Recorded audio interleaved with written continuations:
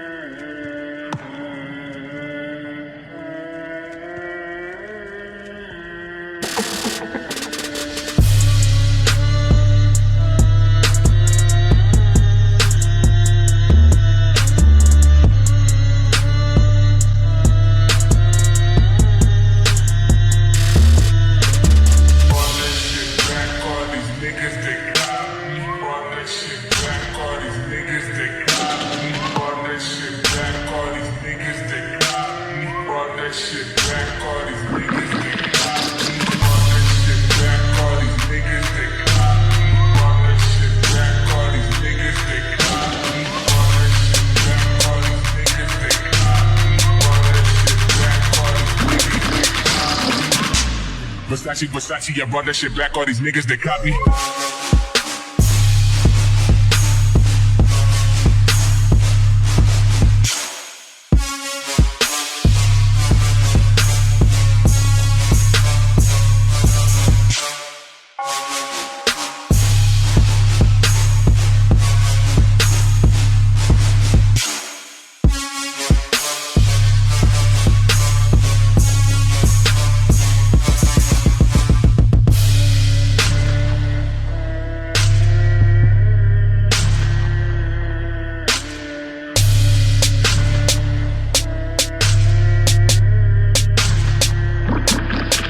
Evet arkadaşlar, aracımızı bitirdik. Aracımız çok güzel oldu. Kırmızı detaylar aracı daha farklı gösterdi. Yeni kasanın tamponu yeni kasada daha hoş durdu. Araç bambaşka bir görünüme kavuşturdu. İlk hani videonun başında da gördüğünüz gibi araç hani eski kasanın tamponu olduğu için biraz hoş durmuyordu. Umarım beğenmişsinizdir siz de. Ben çok beğendim. Lütfen videolarımıza like atmayı ve yorum yapmayı unutmayalım. Lütfen abone olmayı da unutmayalım. Diğer videolarımızdan haberdar olmak için bildirimleri de açmayı unutmayalım. Hepinize hoşça kalın.